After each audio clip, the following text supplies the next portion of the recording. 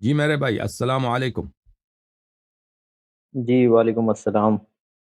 علیکم السلام ورحمۃ اللہ، کیسے ہیں؟ خیریت سے ہیں آپ؟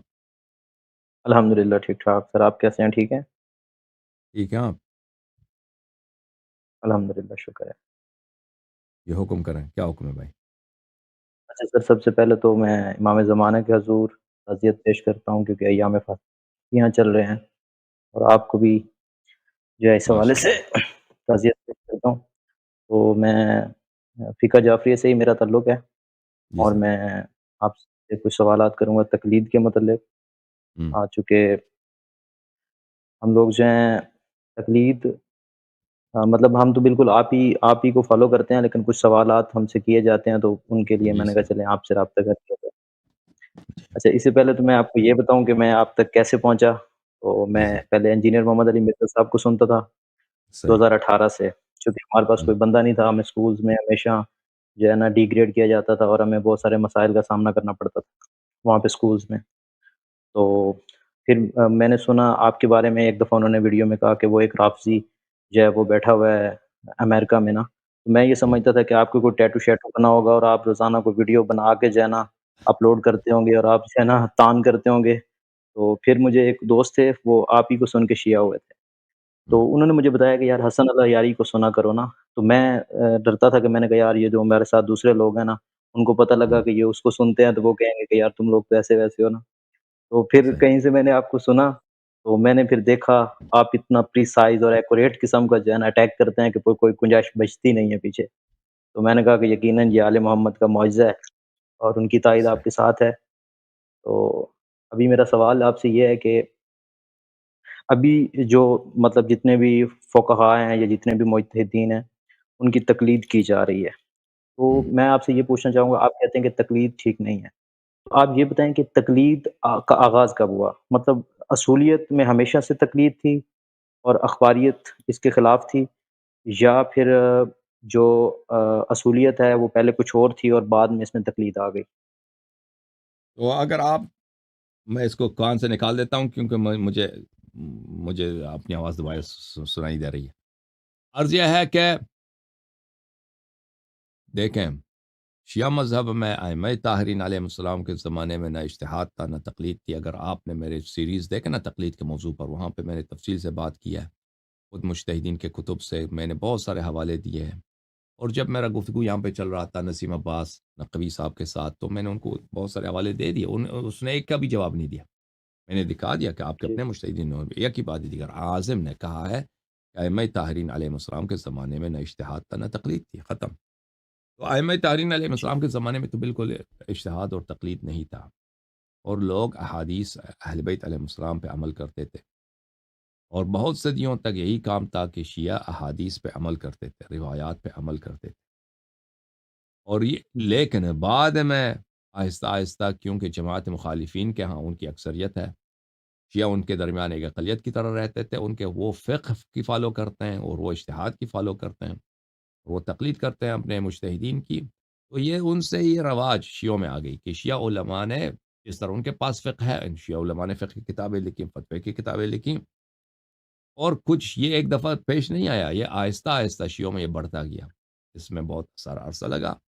تو اس کا اجتہاد اور اس کا کب اس طرح شروع وسیع پیمانے پہ پھیل گیا ہے، یہ آ، تقریباً اللہ آپ کا بھلا کرے 8 سے 800 سال پہلے اس طرح سے یہ آہستہ آہستہ بڑھنا ہو گیا، شروع ہو گیا شیعوں میں۔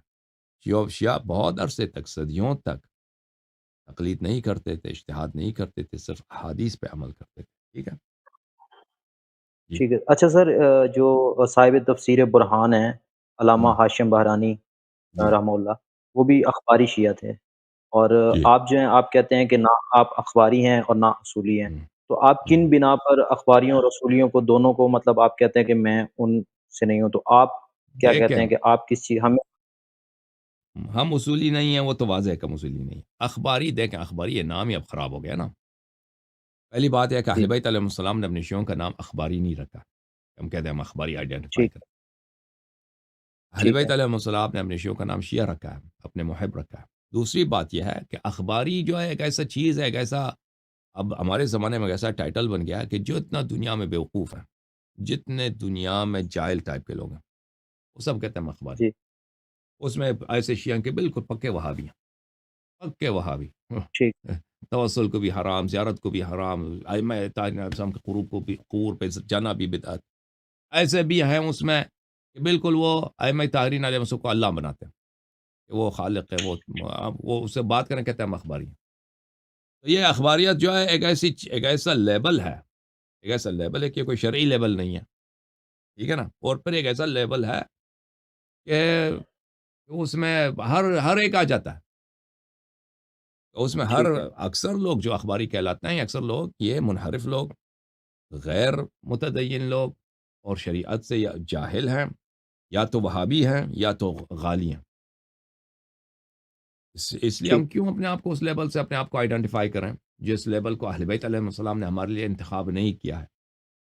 اور اس لیبل میں ابھی ٹھیک، ایران میں بہت سارے لوگ اخباری کہلاتے ہیں، ہندوستان میں، ٹھیک، پاکستان میں بہت سارے، وہ اس میں ہر طرح، یعنی جو بھی شخص دلیل کے اتباع نہیں کرنا چاہتا اور اس کے پاس علم نہیں، وہ کہتا ہے میں اخباری ہوں.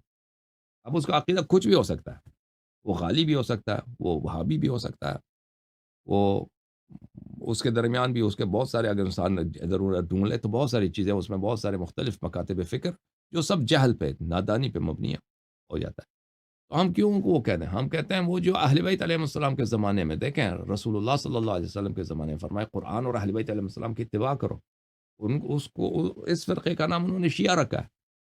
ہم کہتے ہیں ہم شیعہ ہیں بھائی، ٹھیک، ہم ثقلین کے ماننے والے ہیں، ہم شیعہ ہیں. یہ اصولی اخباری، یہ لیبلز یہ خود بدعت ہیں. جی. ٹھیک۔ اچھا سر میرا ایک جو ہے ماڈرن ایرا کے حوالے سے میرا کوشچن ہے، وہ یہ ہے کہ آج کل یہ تو ٹھیک ہے ہم مخالفین کو جواب دے رہے ہیں اور آپ بڑا اچھا کام کر رہے ہیں، لیکن ایک چیز اور بھی ہے، اس سے تھوڑا بڑھ کے آگے چلے تو ایتھیزم جو ہے وہ بڑا ہاں. بڑھ رہا ہے، اور یونیورسٹیز میں کمیونزم اور یہ چیزیں جو ہے وہ بڑھ رہی ہیں. تو سر میرا سوال یہ ہے کہ اس کے لیے مطلب کیونکہ مختلف آئیڈیالوجیز دنیا میں رائج ہیں اور لوگ ہوں. مختلف سسٹمز کو فالو کر رہے ہیں. اب اگر ہاں. آپ کمیونزم کو فالو کرتے ہیں تو جس طرح کارل مارکس کہتا ہے کہ ایک بندہ جو غریب کا حق چھین لیتا ہے اس کو ظالم کہا جاتا ہے، اور اگر وہی ظالم اگر اس غریب کو تھوڑا تھوڑا کر کے دے دے تو اس کو ولی کہتے ہیں. تو اسلام کی جو آئیڈیالوجی ہے، کیونکہ ظاہری بات ہے کوئی بھی آئیڈیالوجی ہے اس میں کوئی نہ کوئی کمیونٹی کا کوئی نہ کوئی حصہ تو متاثر ہوتا ہی ہے. تو اسلام میں بھی تو کچھ مطلب لوگ متاثر ہوتے ہوں گے، مطلب جیسے کہ میں یہ کہوں کہ جو غلام ہیں یا مطلب جو لونڈی ہوتی ہے، تو مطلب ان کا حق وہ اس چیز کو موضوع بناتے ہیں کہ بھائی دیکھو اسلام میں جو ہے نا غلام کی اجازت ہے اور لونڈی کی اجازت ہے. تو ہوں. تو تو دیکھیں یہ کہ یہ کوئی اگر اسلام جس طرح اسلام فرما رہا ہے کہ اس طرح غلام ہونا چاہیے، وہ تو بہت اچھی چیز ہے، وہ تو بری چیز نہیں ہے. دیکھیں کہ اگر پہلے سے لوگ غلام موجود ہیں، آپ کسی آزاد شخص کو غلام نہیں بنا سکتے. دیکھیں اسلام جب آیا ہے تو غلام موجود تھے، غلام موجود ٹھیک تھے. ہے، اب اسلام کا یہ فرمان نہیں ہے کہ آپ کسی اپنے بیٹے کو غلامی میں بیچ سکتے ہو یا اپنے آپ کو غلامی میں بیچ سکتے ہو. یہ جرم ہے، یہ نہیں کر سکتے. ایک شخص جو آپ کے پاس پہلے سے غلام موجود ہے، اسلام نے یہ حکم دیا ہے کہ اس کو وہی کھانا جو تم کھاتے ہو اس کو کھلاؤ، وہی وہی لباس جو خود پہنتے ہیں اس کو اس کو بھی پہنا دو. اور جس طرح تمہاری اپنی رہائش ہے اس کو رہائش کرا، اس کو شادی کرنے کا حق ہے، اس کو کام کرنے کا بھی حق ہے غلام کو. وہ بازار میں جا کر کام کرے اور پیسہ اس کا اپنی ملکیت بنے گی، اپنی ملکیت، پھر وہ اسی پیسے سے اپنی آزادی بھی خرید سکتا ہے.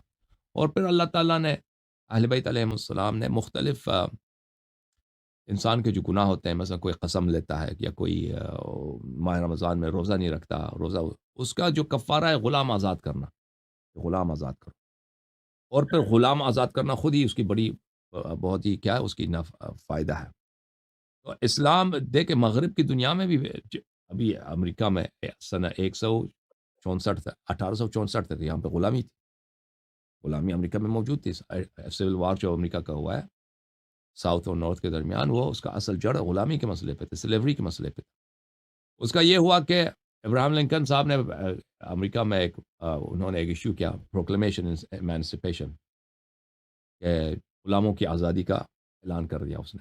اور وہ صرف وہ غلام جو اسٹیٹس امریکہ کے فیڈرل حکومت کے ساتھ جنگ کی حالت میں تھے، اور جنگ جب ختم ہوا ہے تو پھر 13 امینڈمنٹ ہوئے کانسٹیٹیوشن میں، اور سب غلاموں کو کانسٹیٹیوشن کی روح سے آزادی ملی، لیکن اس کا اچھا اثر نہیں ہوا۔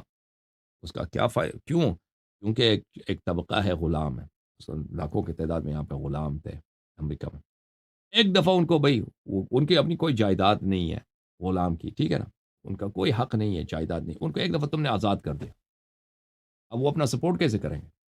پہلے تو وہ اپنے اربابوں کے ساتھ، جو ان کے مالکین کے ساتھ رہتے تھے، مالکین کے لیے کام کرتے تھے، مالکین ان کو کھانا کھلاتے تھے، وہ لیکن ظلم بھی ہوتا تھا، ایسا نہیں ہے، لیکن اس کا کیا ہوا تھا کہ ایک دفعہ آزاد کرنے سے ایک دفعہ معاشرے میں ایک ایسا طبقہ، ایک ایسا کلاس پیدا ہوا جو کسی چیز کا مالک نہیں ہے، جو ہر لحاظ سے غریب ہے، اور اسی زمانے سے لے کر آج تک جو ہے، گرچہ امریکہ میں قوانین بہت ہی آ، اچھے بنے ہیں کہ نادار طبقے جو ہیں اوپر آ جائیں، لیکن اس کا نتیجہ یہ ہوا کہ اس زمانے سے لے کر آج تک ایک طبقہ ایسا ہے معاشرے میں جو وہ نیچے ہے، وہ کبھی اوپر ابھر نہیں سکا، کیونکہ ٹھیک ہے، کیونکہ ان کو غلامی سے اس طرح آزاد کیا گیا کہ ایک دفعہ آزاد کیا گیا اچانک۔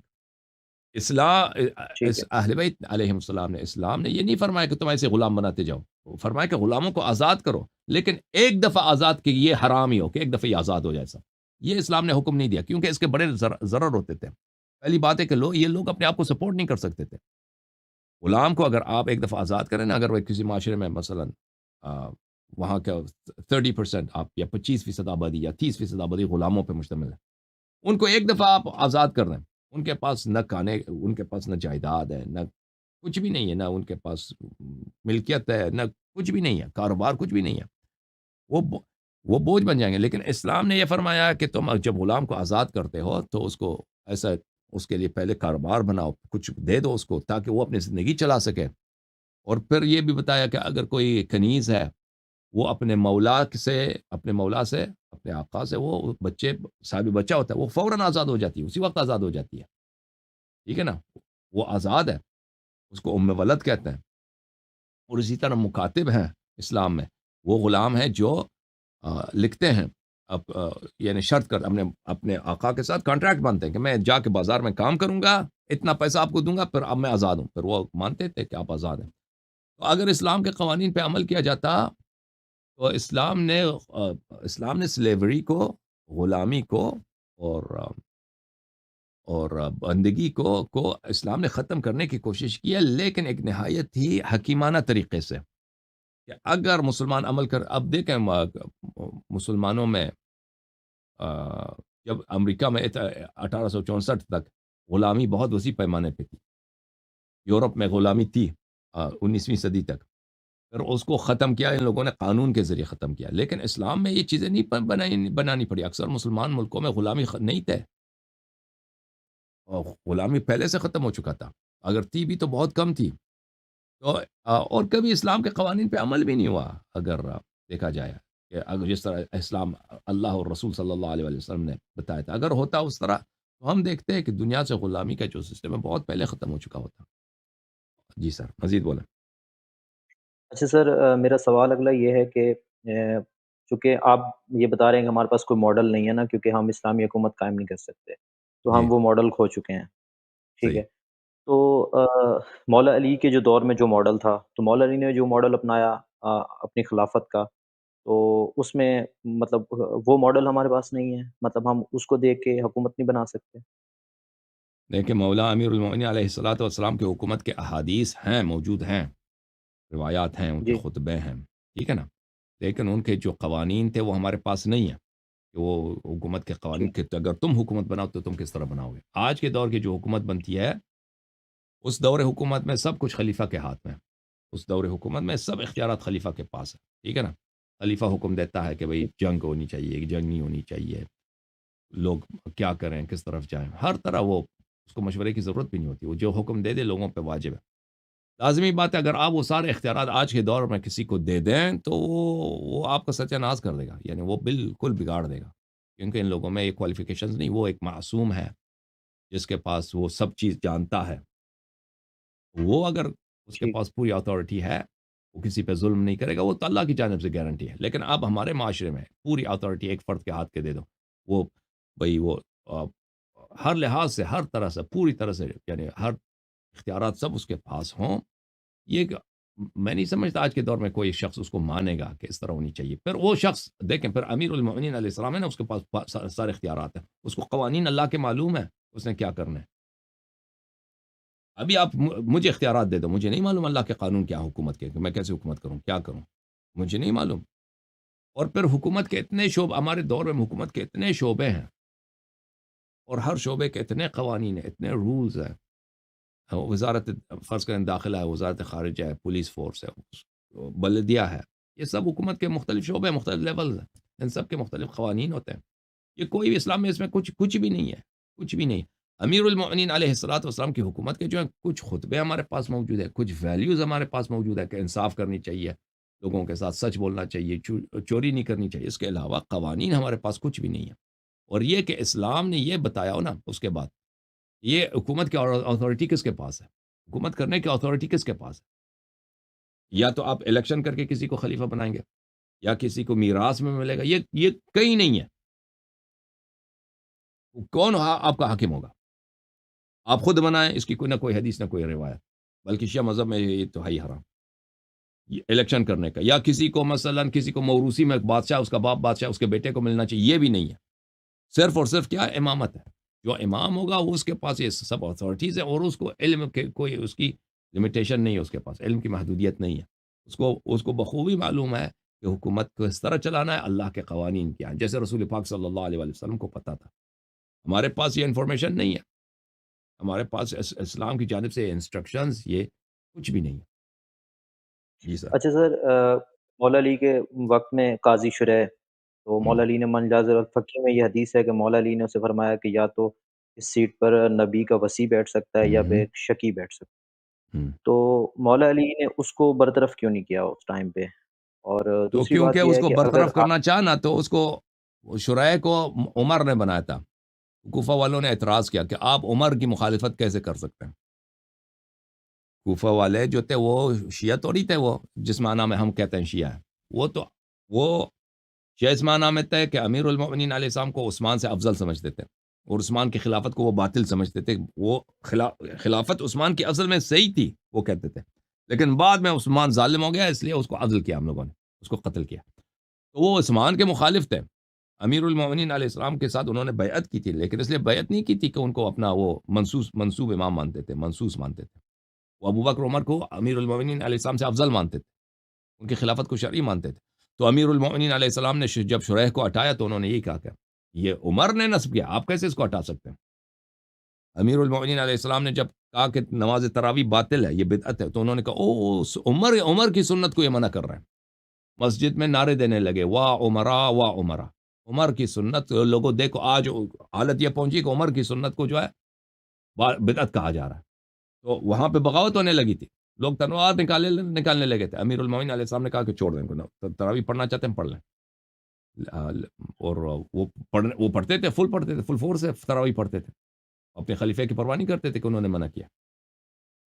جی. تو سر آج کا جو ٹائم ہے، تو آج جو ہمیں مسائل درپیش آتے ہیں جیسے کہ وراثتی معاملات ہوتے ہیں یا زمین اور جائیدادوں کے مسئلے مسائل ہوتے ہیں، تو اس میں پھر ہم چونکہ جو بھی ہمارا یہ سارا جوڈیشری کا سسٹم ہے، ساری جوڈیشری ہے، تو پھر ہم اس کو فالو کریں گے تو پھر ہم اسلام کے اوپر عمل کر رہے ہیں یا نہیں اس دیکھیں میں وہ، ہم دیکھیں وراثت کے مسائل وغیرہ ہیں، یہ تو اسلام میں موجود ہے نا، اس کے حدیث ہیں، روایات ہیں، اس کو اسی پہ چلنا جی چاہیے. اگر کوئی شخص مومن ہے تو اس کو اہل بیت علیہم الصلوۃ والسلام کے احادیث کے مطابق میراث کی تقسیم کرنی چاہیے وارثین میں. اب اگر کوئی شخص نہیں مانتا، جھگڑا ہو جاتا ہے، تو اس کو شرعی حکم یہ ہے کہ وہ ایک ایسے راوی حدیث کے پاس جائیں جس کو اہل بیت علیہ السلام کی روایات کا علم ہے، اور وہ ان کو فیصلہ سنائے گا روایات کے مطابق. اگر اس نے روایات کے مطابق فیصلہ سنایا تو دونوں طرف پہ واجب ہے کہ اس کو قبول کریں. اگر اس نے روایات کے مطابق فیصلہ نہیں سنایا تو واجب نہیں ہے.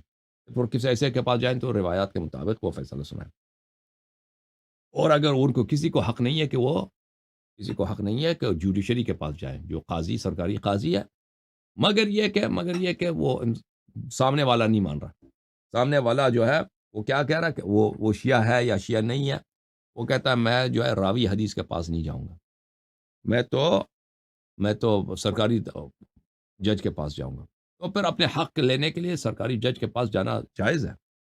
وہ لیکن وہ ابتداً آپ نہیں جا سکتے، ابتداً مومن آدمی کو جانا پڑے گا راوی حدیث کے پاس، مجتہد کے پاس نہیں ہے، مجتہد یہ بدعتی ہیں، رواة اہل بیت علیہم السلام، وانظروا الى من كان الى من كان الى من كان منكم من روى حديثنا ونظر في حلالنا وحرامنا وعرف احكامنا فليرضوا به حكما فاني قد جعلت عليكم حاكما، مقولہ عمر بن حنظلہ راوی حدیث کی طرف، تو یہ طریقہ کار ہے، ٹھیک ہے، یہ تو ابھی کی بات تو نہیں ہے، شروع سے ائمہ طاہرین علیہ السلام کے زمانے میں بھی تھا کہ حکومت کے اپنے قاضی ہوتے تھے اور وہ بہت دفعہ خلاف شرع فیصلے سناتے تھے، تو اہل بیت طاہرین علیہ السلام نے شیعوں کو سختی سے منع کیا کہ ان کے پاس نہ جائیں آپ کے درمیان اگر کوئی جھگڑا کچھ ہو جاتا ہے تو آپس میں کسی راوی حدیث کے پاس جائیں تاکہ وہ اہل بیت علیہ السلام کے احکام اور ان کے فیصلوں کے مطابق ان کے احادیث کے مطابق فیصلہ سنائیں، یہ طریقہ کار ہے، اوکے۔ اچھا اگلا سوال یہ ہے کہ غیبت صغریٰ کے دوران چونکہ نائبین جو تھے وہ منتخب ہوتے تھے، جیسے کہ ابو سہل کو کسی نے کہا کہ آپ جو ہے حسین بن روح سے زیادہ مطلب عالم ہیں تو آپ کو بننا چاہیے، تو انہوں نے کہا کہ نہیں، اس میں میرا اختیار نہیں ہے، تو امام کا اختیار ہے، تو امام جس کو اپنا مقرر کر دیں نائب۔ تو آج کل کچھ مطلب میں بات نہیں کرنا چاہتا، لیکن میں یہ کہنا چاہتا ہوں کہ کچھ لوگ ہیں جو مطلب ایران میں کچھ مجتہدین ہیں یا عراق میں ہیں، تو ان کے ساتھ بھی وہ نائب امام کا ٹائٹل لگاتے ہیں اور کہتے ہیں کہ یہ حکومت جو ہے وہ بھی وہی حکومت ہے جو ان کے ہے۔ تو پھر ہم سادے لوگ جو ہیں جو جن کا اتنا علم نہیں ہے، ادھر سے آپ ہمیں کہہ رہے ہیں کہ بھائی یہ باطل ہیں، وہ ہمیں کہہ رہے ہیں کہ نہیں ہم ٹھیک ہیں، تو ہم جیسے جو سادے لوگ ہیں جو بیچ میں ہیں وہ کدھر جائیں گے؟ تو دونوں کی دلیل دیکھنا ہوگا نا، اب سادے لوگ آپ شیعہ کیسے ہو گئے؟ سادے لوگ شیعہ ہیں نا، سادے لوگ اتنے مثلا شبہات زیادہ ہیں، وہاں بھی کہتے ہیں آپ زیارت پہ جاتے ہیں شرک ہے، سادے یہی سادے لوگ جی کہتے ہیں نہیں شرک نہیں ہے، اس لیے کہ ہمیں پتہ ہے کہ یہ سنت ہے، یہ اس کا بڑا ثواب ہے۔ بالکل۔ وہاں بھی لوگ کہیں گے کہ بھئی آپ یا رسول اللہ کہتے ہیں یہ شرک ہے، لیکن شیعہ لوگ کو کیونکہ آپ دیکھیں انسان جتنا ان پڑھ ہو لیکن عقل اللہ نے سب کو ایک جیسا دیا ہے، بڑا سے بڑا صحیح۔ مجتہد ہے، محقق ہے اور ایک عام آدمی ہے، اس کا مطلب یہ نہیں کہ مجتہد کا عقل زیادہ ہے، وہ زیادہ مسئلہ اس کو معلومات زیادہ ہیں، صلاحیتیں زیادہ ہیں، وہ پڑھ سکتا ہے مختلف زبانوں میں کتابیں وغیرہ اس نے پڑھی، معلومات اس کے زیادہ ہیں، لیکن عقل اس کو بولتے ہیں کہ قوت تمیز، اللہ تعالیٰ نے میرے باطن میں ایک ایسا چراغ رکھا ہے کہ اس کے بدولت میں اپنی منفعت میں اور اپنی ضرر میں اور سچ اور جھوٹ میں اس میں تشخیص دے سکتا ہوں، تمیز دے سکتا ہوں، تو یہ تو اللہ نے سب کو دیا ہے۔ ابھی جتنے بھی شبہ آتے ہیں رسول پاک صلی اللہ علیہ وآلہ وسلم کو تو بخوبی پتہ تھا کہ میرے امت کے 73 فرقے بنیں گے اور سب فرقے جہنم جائیں گے سوائے ایک فرقے کے، تو انہوں نے بہت ہی واضح معیار دے دیا کہ نجات کا طریقہ کار کیا ہے کہ تم قرآن اور اہل بیت علیہ السلام کی اتباع کرو، مختلف جس مسئلے میں بھی اختلاف ہو جائے قرآن اور اہل بیت علیہ السلام۔ اب جو لوگ کہتے ہیں نا کہ فلان شخص نائب امام ہے، تو وہ نائب امام نیابت ایسے تو نہیں ہوتی، ہاں کب خامنئی کو امام علیہ السلام نے اپنا نائب بنایا؟ یہ ان کی کفر کی دلیل ہے، ان کی جھوٹ کی دلیل ہے کہ بھائی کون سی نیابت، کہاں کی نیابت، کس طرح کی نیابت یہ اتنے بے شرم ایشیا مولوی نائب ایسے ہی نائب بنے، کب نائب بنا اس کو، کب نائب بنا؟ نائب عام اگر کی بات کرنا ہے، نیابت عام وہ روات احادیث کے لیے، مجتہد کے لیے نہیں، اور وہ بھی صرف اس وقت تک جب حدیث سنا رہے ہوتے ہیں، وہ حکومت کے لیے نہیں، کسی کو کس راوی حدیث نے ادعا کیا کہ مجھے حکومت کرنے کا حق ہے، اس لیے کہ میں راوی حدیث ہوں، اتنے علماء گزرے ہیں، اتنے روات احادیث تھے، اور چلے مجتہدین، کس مجتہد نے ادعا کیا؟ ہاں اتنے علامہ حلی تھے، شیخ توسی رحمۃ اللہ علیہ، اتنے لوگ تھے، بڑے بڑے علماء، ان کی کتابوں میں کہیں نہیں ہے سوائے کس کے، ایک بیوقوف ملا احمد نراقی، وہ کیونکہ مجتہد حدیث نہیں پڑھتے، اس کی کتاب جہالات سے بڑی پڑھی ہیں، تو ان لوگوں نے یہ کیا تھا کہ کہ اس نے یہ ادعا کیا ولایت فقیہ کا، کو اس کے بعد خمینی صاحب وہ اسی کی کتاب پڑھ کے وہ حکومت کی ہوس ان کو لگ گئی، حکومت کی لالچ ان کو لگ گئی، اور انہوں نے ولایت مطلقہ کا اعلان کر دیا اور ادعا کر دیا۔ بہرحال ان لوگوں کو ائمہ علیہ السلام نے امام نے کسی نے اس کو ان لوگوں کو نائب اپنا نہیں بنایا، اور یہ ایک جھوٹ ہے، ایک تہمت ہے، ایک بہتان ہے، اور عام آدمی کے لیے اس کا سمجھنا بڑا آسان ہے۔ وہ میری اسی چینل پہ میری تقریریں ہیں ولایت فقیہ پر، اس میں ایک تقریر ہے ولایت فقیہ کیوں کفر اور شرک ہے، اسی بنا پر کہ یہ لوگ نیابت کا ادعا کرتے ہیں اور امام علیہ الصلاۃ والسلام کے اختیارات کا ادعا کرتے ہیں، یہ اصل یہ ہے ہی شرک، یہ مسئلہ بالکل سراسر کفر ہے شیعہ مذہب میں۔ اور اس وقت سے آج تک اتنے شیعہ مولوی ولایت فقی والے عمامے والے میرے پروگرام کو دیکھتے ہیں، ایک مرد ان میں پیدا نہیں ہوا کہ کہے کہ میں آپ کی اس بات سے اگری نہیں کرتا، ولایت فقی کفر نہیں ہے، میں آپ کو غلط ثابت کر دیتا ہوں۔ آج آپ دیکھیں، یہ ابھی سے نہیں ہے، فارسی زبان میں 10-15 سال پہلے سے، بہت سالوں پہلے سے میرے اسی موضوع پہ بہت ساری تقریریں ہیں۔ عربی زبان میں کوئی نہیں آتا سامنے رد کرنے کے لیے، اس لیے کہ حق بہت واضح ہے۔ حق اگر دیکھا جائے، سنا جائے، انسان تعصب کو چھوڑ دے، بہت واضح ہے، یہ لوگ رد نہیں کر سکتے۔ ایران کے اتنے بڑے بڑے علماء ہیں، ان میں مناظرین وغیرہ، وہ کبھی سامنے نہیں آتے، کبھی نہیں آتے میرے سامنے۔ وجہ کیا؟ وجہ یہی ہے کہ ان کے پاس دلیل نہیں ہے، ان کے پاس دلیل نہیں۔ اوکے میرے بھائی، بولیں۔ اچھا سر، میرا آخری سوال ہے، وہ یہ ہے کہ م جس طرح کہ ہم جو طالب علم لوگ ہیں، جو مطلب خود پڑھ سکتے ہیں اور جتنے بھی لوگ پڑھنے کی خواہش رکھتے ہیں اور وہ کتابیں بھی خرید سکتے ہیں، تو ان کے لیے آپ کون-سی کتابیں مطلب کہیں گے کہ آپ کو یہ کتابیں لازمی آپ کے پاس ہونی چاہیے؟ کیونکہ ساری چیزیں ہم آپ سے بھی کال کر کے نہیں پوچھ سکتے، اور اس طرح سے ہمیں یہ ہم، طعنہ بھی ملے گا کہ آپ اللہ یاری کی تقلید کر رہے ہیں، اور بہت سارے لوگ جو ہیں وہ ہمیں گروپس میں بھی کہتے ہیں کہ آپ اللہ یاری کی تقلید کر رہے ہیں۔ تو آپ ہمیں کیا کتابیں کہیں گے کہ ہمیں یہ کتابیں جو ہیں وہ ایک ہر شیعہ جو استطاعت رکھتا ہے خریدنے کی، تو وہ اپنے پاس یہ کتابیں لازم رکھے، کیونکہ اردو ترجمہ تو اب اویلیبل ہے۔ تو وہ کون-سی کتابیں ہیں جو سب کے پاس ہونی چاہیے، جس سے مطلب لوگ زیادہ سے زیادہ پڑھ سکیں؟ تھینک یو میرے بھائی۔ دیکھیں، میرا تقلید کوئی نہیں کرتا، اس کی وجہ یہ ہے کہ میں کبھی نہیں کہتا کہ میرا بات آپ کے لیے حجت ہے۔ اگر میری بات صحیح ہے، دلیل کے ساتھ ہے، تو لوگ وہ دلیل سیکھتے ہیں، دلیل سے میں حدیث دکھاتا ہوں، وہ دلیل سیکھتے ہیں، تو وہ حدیث کی پیروی کر رہے ہوتے ہیں، وہ میری پیروی نہیں کر رہے ہوتے ہیں۔ یہ میرے کیسے مقلد بن گئے؟ یہ نہایت ہی جہالت ہے حوض جاہلیہ کی، وہ کہتے ہیں لا یاری کے مقلد۔ میں یہاں پہ میں کہتا ہوں کہ میری بات حجت ہے؟ مجتہدین کیا کہتے ہیں؟ کہتے ہیں ہمارا کلام حجت ہے، اس پہ عمل کرو، حدیث ودیث کی ضرورت نہیں ہے۔ انشاءاللہ غلط بھی ہوا تو سر وہ پھر بھی تمہیں بری الذمہ ہے۔ وہ یہ ان کا بات یہ ہے، اگر ہمارا فتویٰ غلط بھی نکلے نا، پھر بھی تم مبرئ الذمہ ہو، پھر بھی تمہارا حساب کتاب نہیں ہے، کیونکہ تم نے حجت پہ عمل کیا۔ ہم یہ تو نہیں کہتے، ہم کہتے ہیں کہ ہماری بات سنو، سیکھو، اگر صحیح ہے تو مان لو۔ اللہ نے تو آپ لوگوں کو عقل دیا، اللہ نے عقل دیا۔ اگر حدیث دکھاتے ہیں اہل بیت علیہ السلام کو، آپ کو پتہ ہی یہ حدیث ہے اور ترجمہ واضح ہو رہا ہے، تو اس کو اگر آپ مان لیں تو یہ دین ہی یہی ہے، دین اس کے علاوہ کسی اور چیز کا نام نہیں ہے، دین یہی ہے، اہل بیت علیہ السلام کی اتباع، قرآن و سنت کی اتباع۔ تو یہ جو کہتے ہیں اہل بیت کے لوگ اللہ یاری کی تقلید کرتے ہیں، وہ ایک فراڈ کرتے ہیں عوام کے ساتھ۔ اچھا، کون سی کتابیں اچھی ہیں؟ دیکھیں، میں اردو کتابیں تو پڑھتا نہیں، اردو کتابوں سے میں واقف نہیں ہوں، میں ایک اردو زبان معاشرے میں نہیں رہتا۔ میں جب اردو بات جی، کر رہا ہوتا ہوں تو صرف اسی پروگرام میں اردو بات کر رہا ہوتا ہوں، اس پروگرام کے نہیں سر، باہر میں ہم کسی سے اردو بیسیکلی بات جو نہیں کرتا، یعنی میرا جی، کوئی رفت ہماری آمد جو نہیں ہے اصول اردو عرب زبان والوں سے، کہ وہ اردو والوں سے مجھے کام ہی نہیں ہے، ٹھیک ہے نا؟ تو جی، مجھے نہیں معلوم کہ کون سی کتابوں کا ترجمہ ہوا، میں آپ کو اچھی کتابوں کا بتا سکتا ہوں کہ اچھی اچھی کتابیں کون سی ہیں۔ علامہ مجلسی کی سب کتابیں اچھی ہیں، ٹھیک ہے، اللہ آپ کو، شیخ صدوق رحمۃ اللہ علیہ کی سب کتابیں اچھی ہیں، اوکے؟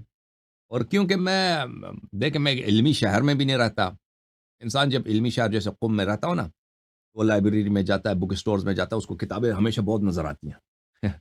تو یہ خود انسان کے علم میں ہمیشہ اضافہ ہوتا ہے، مختلف کتابوں کی معرفت، کیونکہ میں ایسے شہر میں بھی نہیں رہتا، تو اس کی وجہ سے مجھے یہاں ہمارے شہر میں کوئی لائبریری بھی اتنی بڑی نہیں، جو کتابیں میرے پاس ہیں شروع سے وہی ہیں، لیکن وہ میرے لیے کافی ہیں۔ لیکن میں مختلف کتابوں کے بہت سارے کتابیں جو ایک شخص جو قم میں رہتا ہو، جو نجف اشرف میں رہتا ہو، جو ان کو ان کتابوں کی معرفت ہوتی، وہ لازمی بات ہے، وہ ابھی کیونکہ میں بہت سال بھی ہو گئے میں وہاں سے نکلا ہوں، تو وہ میرے پاس نہیں ہے۔ تو میں آپ کو جن کتابوں کا مشورہ دے سکتا ہوں وہ یہ ہے کہ علامہ مجلسی کی ساری کتابیں، علامہ شیخ صدوق رحمۃ اللہ علیہ کی کتابیں، اور اس کے علاوہ اللہ آپ کا بھلا کرے جو اصول کافی کی شرح ملا صالح مازندرانی، محمد تقی مجلسی کی روضۃ المتقین، علامہ مجلسی کی حق الیقین، مقدس اردبیلی کی کتاب ہے حدیقۃ الشیعہ، صاحب ابقات کے والد صاحب کے کتاب تشیید المطاعن، امینی صاحب کی کتاب الغدیر، یہ بہت ہی اچھی کتاب ہے، بہت ہی مفید کتاب ہے۔ اور بحار الانوار، بہترین کتاب، بہترین کتاب۔ اگر یہ ایک یہ کتاب ان کے پاس یہ کچھ کتابیں انسان کے پاس ہو نا، انسان سب کتاب تو پڑھ نہیں سکتا، اتنے عمر بھی نہیں ہے، یہی کچھ کتابیں اگر انسان کا مطالعہ کرے، ان میں اتنا مواد ہے، اتنی انسان کا عمر اسی میں نکل جاتا ہے، تو انسان کے لیے اچھا کافی سر، ہوتا ہے۔ ہم ایک ٹھیک ہے، جی، حلال و ہم ایک حرام میں حدیث مثلا پڑھتے ہیں۔ کتاب فروع کافی من لا يحضر الفقیہ، حلال و حرام میں فروع کافی من لا يحضر الفقیہ بہترین کتاب ہے۔ وسائل الشیعہ بھی اچھی کتاب ہے، بری نہیں ہے۔ جی، اچھا سر، اور ہم ایک عقائد حدیث میں پڑھتے ہیں اللہ آپ جیسے کا کوئی بھلا کرے، حدیقۃ الشیعہ کتاب التوحید جو ہے بحار الانوار کی بہترین کتاب ہے، کتاب الامامہ بحار الانوار کی بہترین کتاب ہے، اللہ آپ کا بھلا کرے۔ کتاب العدل والمیعاد، وہ کتاب عدل والمیعاد بحار الانوار میں قیامت کے احوال کے متعلق بہترین کتاب ہے۔ کتاب السماء والارض، خلقت کے احوال میں بحار الانوار میں بہترین کتاب ہے۔ تاریخ الائمہ علیہم السلام، کتاب الغیبہ بحار الانوار میں، یہ سب بہترین۔ کتاب الامامہ بحار الانوار میں، المحن والفتن، کتاب المحن والفتن بحار الانوار میں، یہ بہترین کتابیں ہیں، یعنی کہ اور پھر کتاب الایمان و آداب العشرہ، کتاب الایمان والکفر بحار الانوار میں، یہ سب کتابیں ہیں جو بالکل انوار ہی انوار ہیں، اللہ تعالیٰ کی ہدایت کے دروازے ہیں۔ جی سر، مزید بولیں۔ اچھا سر، جیسے کہ ہم نے کوئی ایک حدیث پڑھی اور ہم نے اس کے اوپر عمل کرنا شروع کر دیا، جیسے کہ مطلب ہمارے یہاں پہ تو شروع سے اسکولز کالجز میں ہمیں یہی بتایا جاتا ہے کہ پانی جو ہے وہ آپ نے بیٹھ کے پینا ہے اور 3 سانسوں میں ہم، پینا ہے، لیکن مان لا جو الفقی کے اندر میں نے حدیث پڑھی، ادھر لکھا ہوا تھا کہ آپ پانی کھڑے ہو کے پی سکتے ہیں دن میں، اور اس کے ہم، علاوہ اگر آپ کو غلام پانی دیتا ہے تو آپ اس کو 3 سانسوں میں پئیں، اور اگر آپ کو کوئی آزاد شخص دیتا ہے تو آپ اس کو 1 سانس میں بھی پی سکتے ہیں۔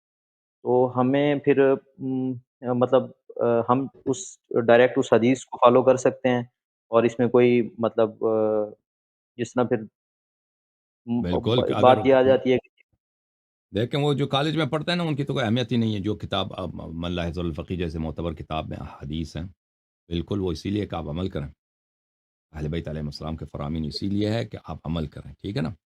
حدیث میں جو بھی حدیث آپ کو ملے آپ اس پہ عمل کریں، وہ آپ کے لیے اور اللہ کے درمیان آپ کو حجت ہے، آپ نے اہل بیت علیہ السلام کے کلام پہ عمل کیا۔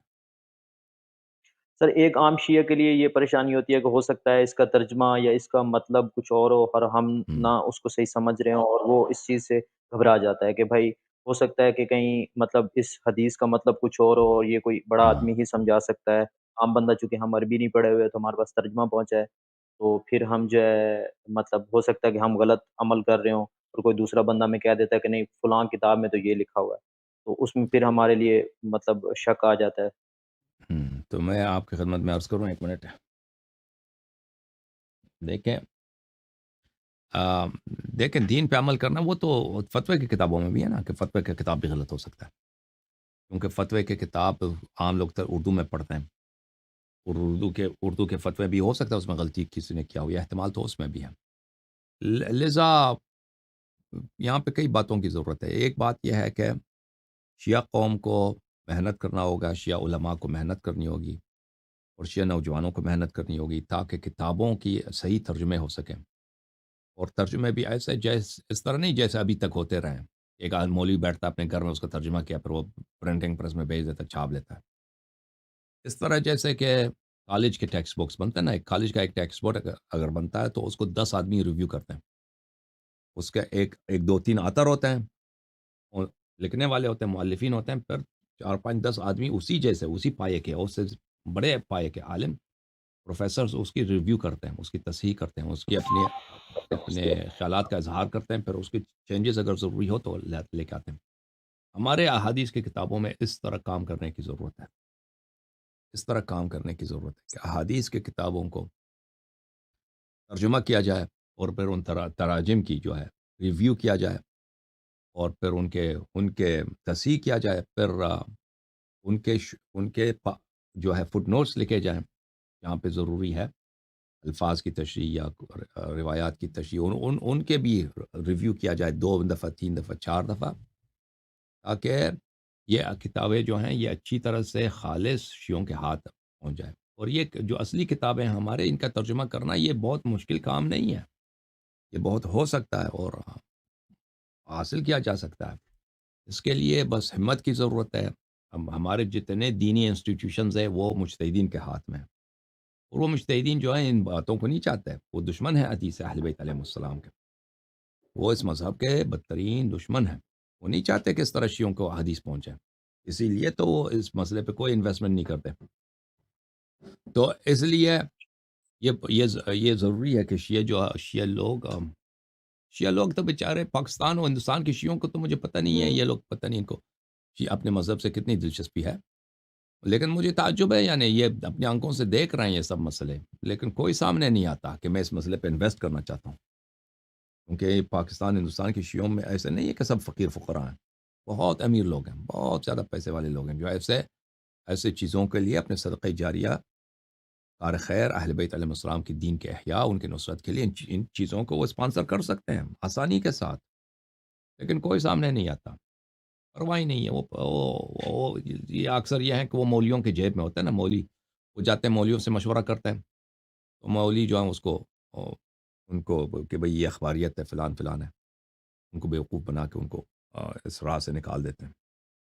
تو پہلی بات یہ ہے کہ ضرورت ہے اجتماعی طور پر نوجوانوں پر، سب پر کہ اس راہ میں محنت کریں، اور تاکہ اگر ہم محنت کریں نا، کچھ سالوں، بہت کم عرصے میں یہ ان کتابوں کا صحیح ترجمہ تشریحات کے ساتھ، اچھے فٹ نوٹس کے ساتھ، چیک شدہ، پیئر ریویوڈ پیش کیا جائے گا. اس کے علاوہ اگر انسان کو کسی بھی مسئلے پہ شک ہے تو اس کو ضروری ہے کہ اس کو ویریفائی کرے. ٹھیک ہے نا.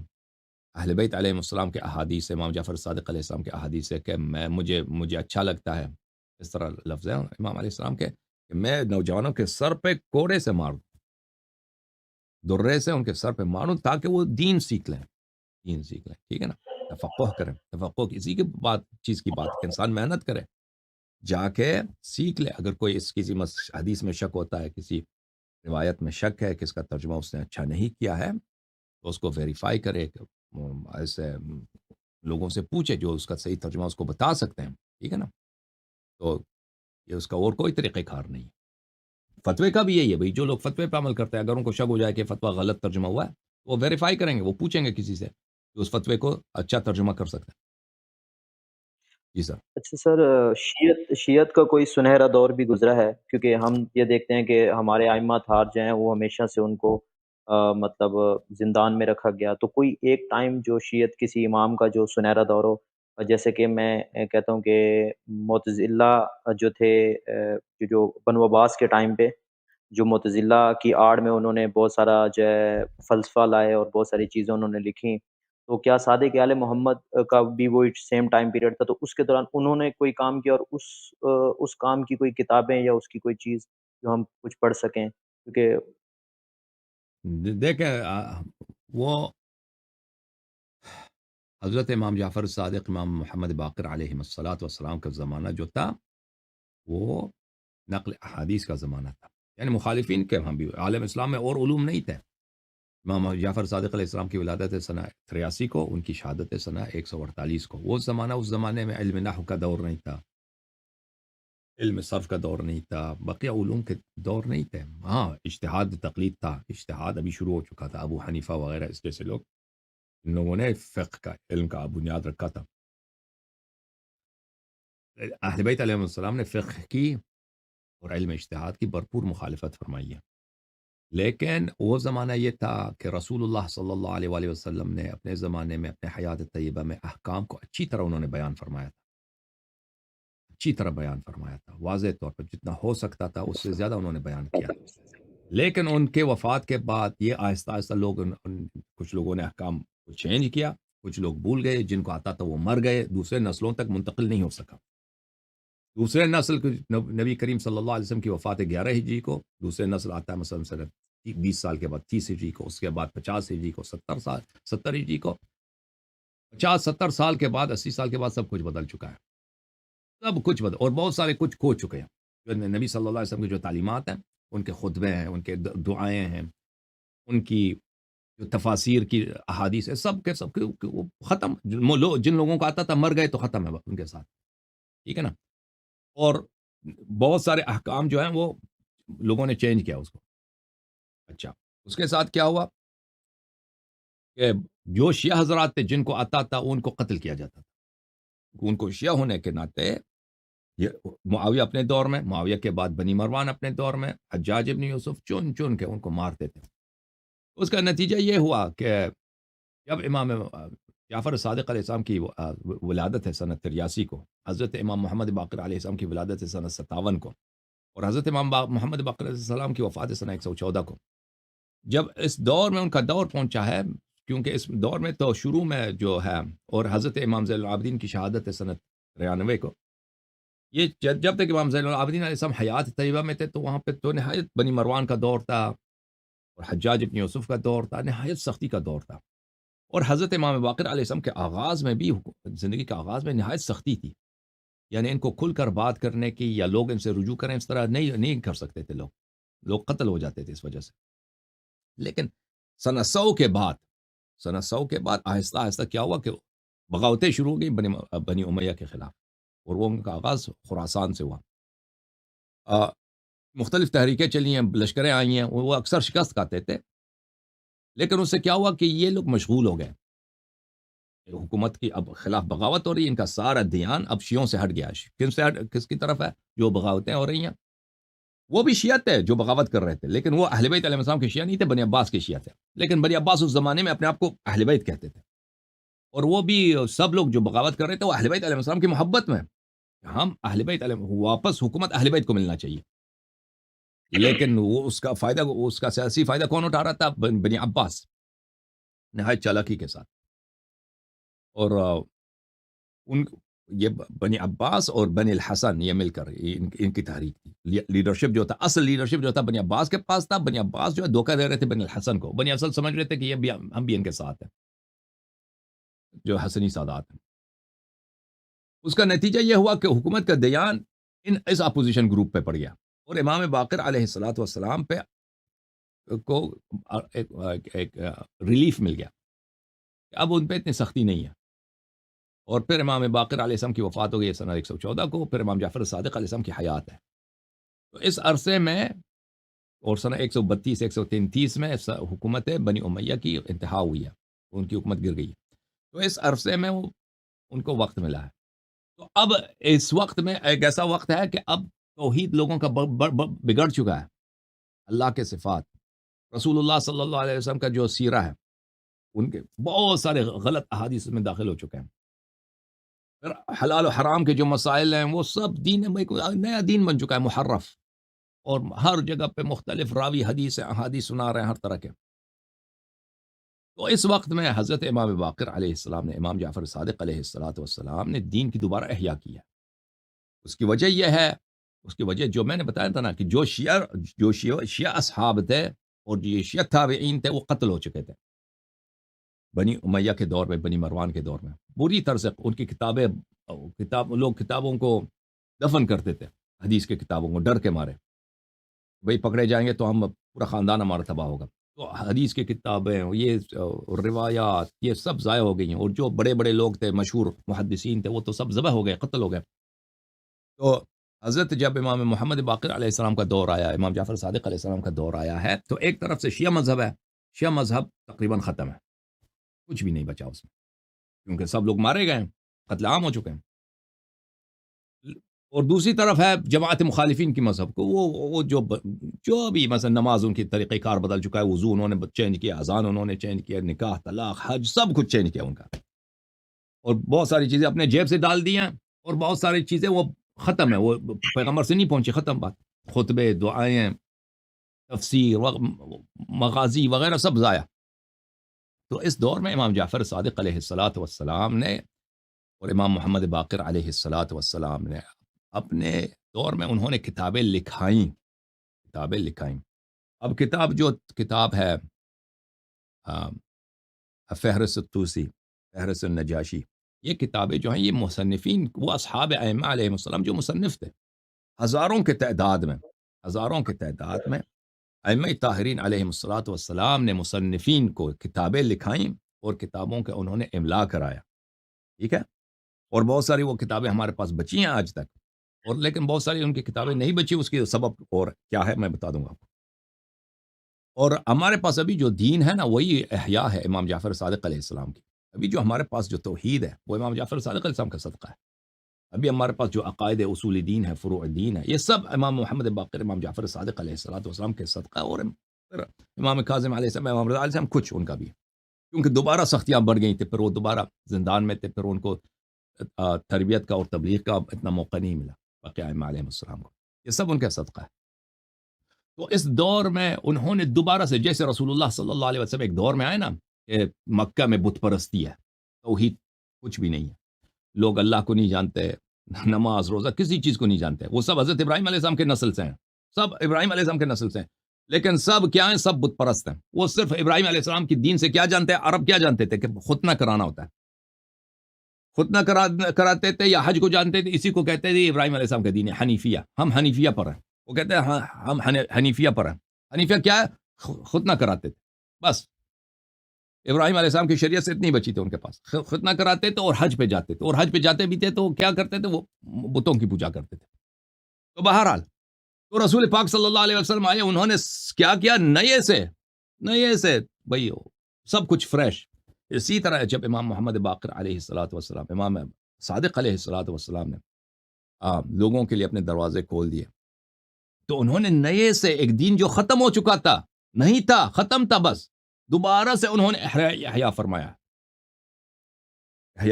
ابھی جو ہمارے پاس جو کچھ ہے انہی کے دور سے. اب انہوں نے بہت ساری کتابیں لکھائیں اہل بیت علیہم السلام نے. علینا القاء الاصول وعلیکم التفریع. وہ خود فرماتے تھے کہ ہم آپ کو، ہمارا کام ہے کہ ہم آپ کو حدیث کی کتابیں لکھائیں.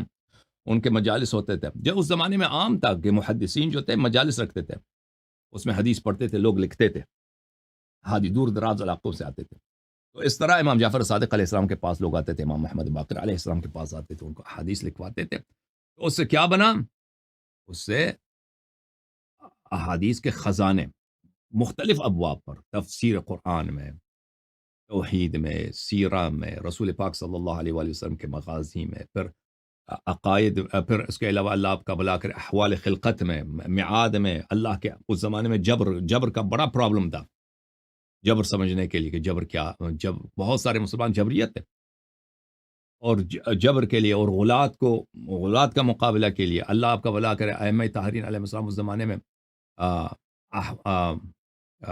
حلال و حرام کے مسائل مختلف ابواب پر، نماز، روزہ، زکوٰۃ، حج، طلاق، معاملات وغیرہ، اور اس کے علاوہ اخلاق پر، اس کے علاوہ دعاؤں کا جو ائمہ طاہرین علیہ السلام سے بہت بڑا خزانہ شیعوں کے پاس ہے، جو کسی مذہب کے، کسی دین میں نہیں ہے، کسی مذہب میں نہیں ہے اتنے زیادہ دعا جو ہمارے پاس ہے.